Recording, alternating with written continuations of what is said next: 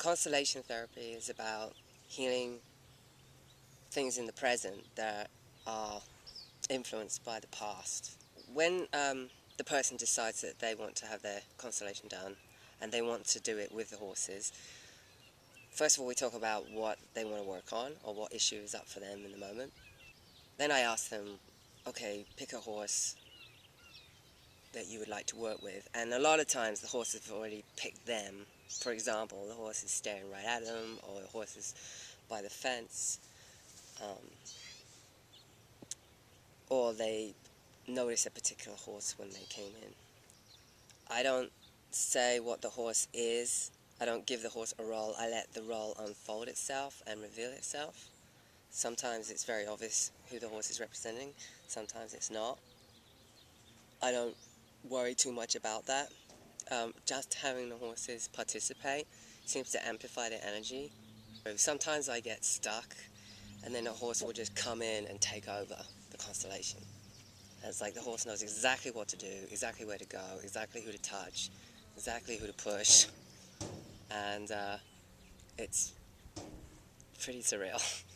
Sometimes a horse will actually go open the gate and let other horses in.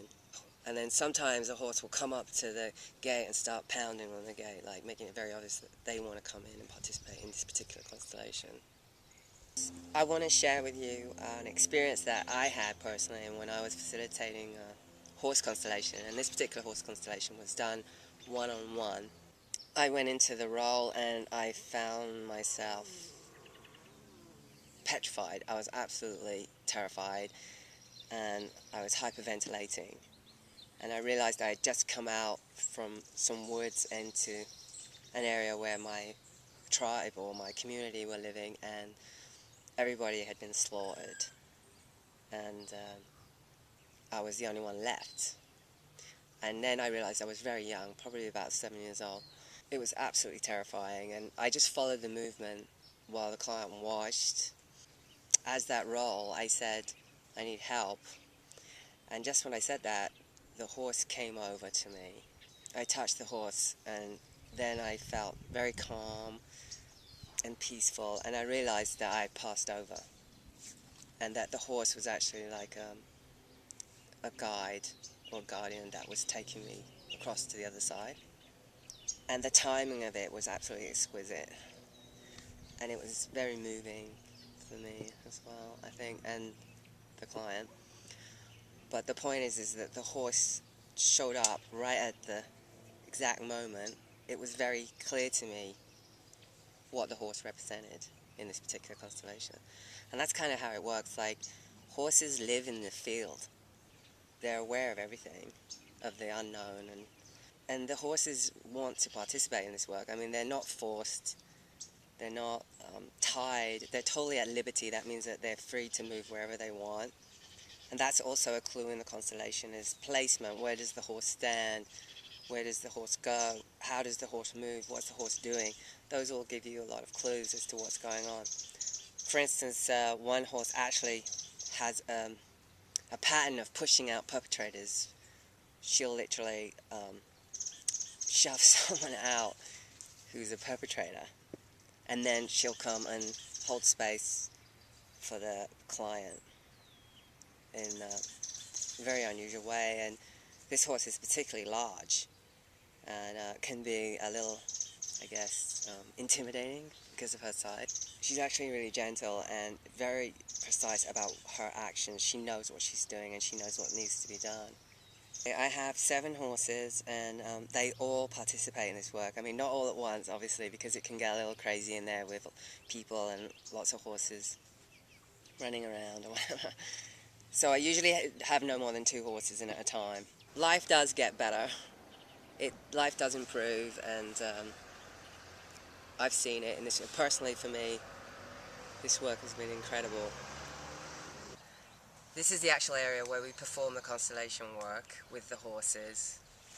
This is the gate that normally is closed once the horse comes in, or whatever horse that we decide to pick. So you'll notice all the horses starting to come in now. That's Ruby, and Ruby can open and shut the gate.